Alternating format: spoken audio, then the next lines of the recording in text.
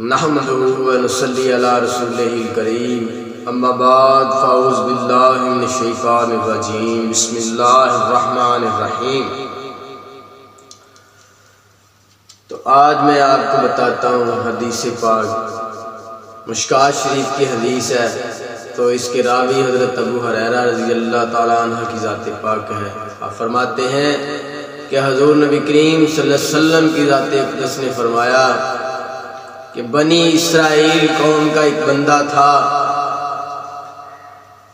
جو اتنا گناہگار تھا، اتنا سیاہکار تھا، ہر عیب کرتا تھا دنیا کا، شراب پیتا تھا، چوری کرتا تھا، ڈکیٹی کرتا تھا، زنا کرتا تھا، قتل بھی کرتا تھا، یہاں تک کہ اس 99 قتل کیے ہوئے تھے۔ تو اللہ پاک نے ایک دن اس کے دل میں اپنا خوف پیدا کر دیا،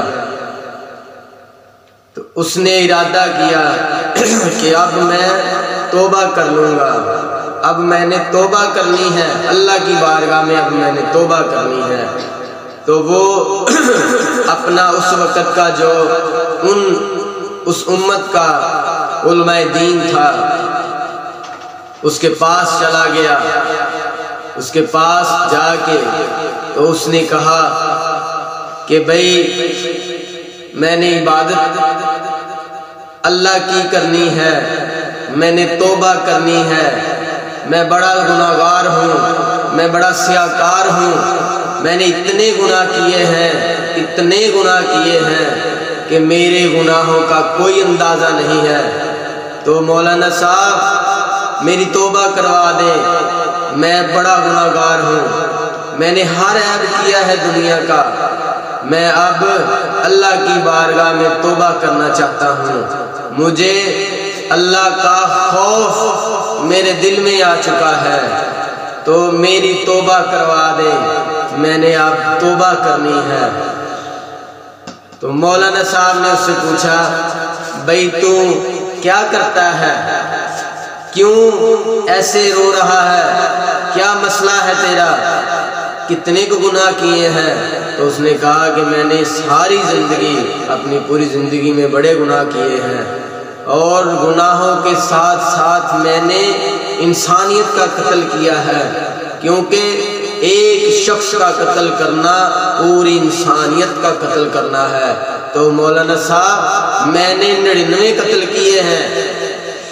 تو جب مولانا صاحب نے یہ سنا، جو بنی اسرائیل کے علماء اکرام تھا اس نے سنا، اس نے کہا استغفر اللہ، بھئی نکل جا، تو بڑا گناہگار ہے، تو نے انسانیت کا قتل کیا ہے، تو نے 99 قتل کیے ہیں، نکل جا، تیری توبہ قبول نہیں ہونی، تو نے اتنے قتل کر دیے۔ بھئی یہاں تو ایک قتل کرنا پوری انسانیت کا قتل کرنا ہے، تو نے 99 قتل کیے ہیں، اللہ نے تجھے معاف نہیں کرنا، نکل جا یہاں سے، چلا جا، یہ نہ ہو کہ کہیں تیری وجہ سے مجھ پہ اللہ عذاب کر دے، چلا جا اتنا گناہگار بندہ۔ جب مولانا صاحب نے اس کو دھدکار دیا، غصہ ہوئے، برا بھلا کہنا شروع کر دیا، تو وہ تو پہلے گناہگار تھا، وہ تو پہلے قاتل تھا۔ تو اس نے کہا ٹھیک ہے مولانا صاحب، اگر میری معافی کوئی نہیں تو پھر اب زندہ آپ بھی نہیں رہیں گے، کیونکہ میری تو معافی نہیں ہے۔ تو آپ نے مجھے برا بھلا کہا ہے، اب میں آپ کو بھی نہیں زندہ چھوڑوں گا۔ اس نے اپنے خنجر نکال کے اس نے مولانا صاحب کو بھی قتل کر دیا۔ جب مولانا صاحب کو قتل کر دیا تو قتل کر کے اب اور خوف طاری ہو گیا، تو باہر نکلتا ہے، باہر نکل کے پھر کوئی بندہ ملا، اس سے پوچھا کہ بندے خدا میں نے توبہ کرنی ہے، مجھے کوئی توبہ کا راستہ بتائیں۔ تو اس نے کہا کہ ایسا کر، فلاں جگہ پہ ایک اللہ کا نیک بندہ ہے، جا چلا جا، تیری توبہ وہ کروائے گا۔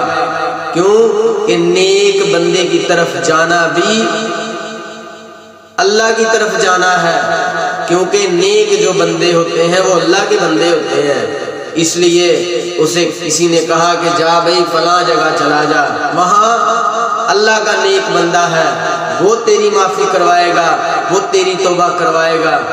تو وہ بندہ اس کی بات سن کے وہ جو قاتل تھا وہ چل پڑا۔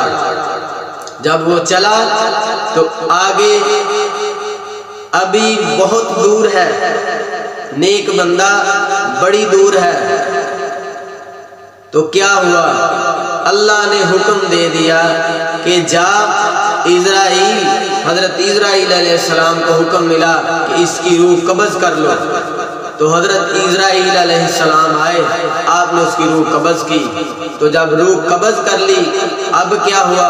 اب فرشتے آ گئے، فرشتے جنت کے آ گئے، فرشتے دوزخ کے آ گئے۔ وہ جنت والے کہنے لگے بھی ہم اس کو لے کے جائیں گے جنت، تو دوزخ والے کہنے لگے بھی نہیں نہیں، یہ بڑا گناہ گار ہے، اس نے 100 قتل کیا ہے، ہم اس کو دوزخ میں لے کے جائیں گے۔ جنت والے کہنے لگے نہیں، یہ بندہ اچھی نیت سے، صحیح نیت سے، صدق دل سے اس نے اللہ کے ہاں توبہ کرنی چاہی ہے، اور اللہ فرماتے ہیں کہ جو سچے دل سے ایک بار بھی میری طرف آتا ہے میں اللہ 100 بار اس کی طرف آتا ہوں۔ جو سچے دل سے توبہ کرتا ہے میں اللہ اس کی توبہ قبول کرتا ہوں۔ تو سچے دل سے توبہ کیا ہے میرے دوست بھائی بزرگوں؟ کہ اب توبہ کر لی ہے اس کے بعد گناہ نہیں کرنا، اس کو کہتے ہیں سچے دل کی توبہ۔ آج کل تو لوگوں نے ایسے ٹرینڈ بنا ہوا ہے، ادھر سے توبہ کر لی پھر گناہ شروع کر دیے، ادھر سے توبہ کر لی پھر گناہ شروع کر دیے، استغفر اللہ استغفر اللہ۔ ایسا کرنا وہ شخص قیامت والے دن نہیں بخشا جائے گا جو ایسا کرتا ہے۔ تو وہ انسان اب اس کی روح کو جنت والے لے کے جانا چاہتے ہیں، دوزخ والے لے کے جانا چاہتے ہیں۔ تو جیسے ان کا آپس میں بحث و مباحثہ ہوا تو انہوں نے کہا کہ ایسا کرتے ہیں، یہ فیصلہ اللہ کی بارگاہ میں لے کے جاتے ہیں۔ تو اللہ کی بارگاہ میں وہ گئے، اللہ نے دونوں کی بات سنی، تو سن کے اللہ پاک فرماتے ہیں کہ بھئی ایسا کرو، آپس میں نہ بحثو، میں اللہ آپ کو حل بتاتا ہوں، آپ جاؤ، جا کے جس بستی سے یہ انسان چلا ہے نیک بندے کی طرف، وہاں سے جگہ کی پیمائش کر لو، ناپ لو جگہ۔ اگر تو یہ بندہ بستی سے جہاں سے چلا ہے نیک بندے کی طرف، اگر تو رستہ ادھر سے زیادہ ہے، نیک بندے کی طرف سے رستہ تھوڑا رہ گیا ہے، تو پھر ایسا کریں اس کو جنت میں لے جائیں۔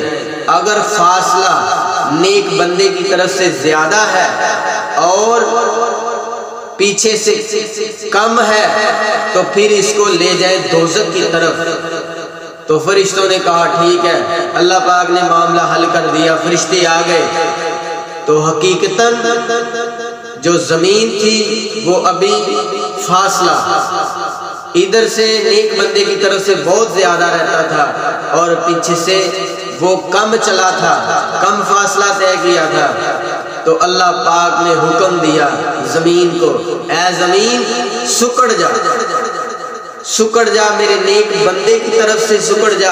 اگر آج تو سکڑی نہ تو میرے نیک بندوں کا مقام کیسے بلند ہوگا، میرے نیک بندوں کی شان کیسے بلند ہوگی۔ میں اپنے نیکوں کا ساتھ دیتا ہوں تو اللہ ہمیشہ نیک بندوں کا ساتھ دیتا ہے۔ تو زمین اللہ کے حکم سے نیک بندے کی طرف سے سکڑ گئی اور پیچھے سے فاصلہ بڑھ گیا۔ جب پیچھے سے فاصلہ بڑھ گیا تو فرشتوں نے جب ناپا تو فاصلہ پیچھے سے زیادہ تھا، تو اس لیے جنت والے فرشتے بڑے خوش ہوئے کہ واہ اللہ نے ہماری لاج رکھ لی۔ تو پھر جنت والے فرشتے اس کو لے کے جنت کی طرف چلے گئے۔ تو اسی بات پہ حضرت میاں محمد بخش ایک کلام میں اپنے میں لکھتے ہیں، آپ فرماتے ہیں عدل کرے اے تھر تھر کمبر تے اچیاں شاناں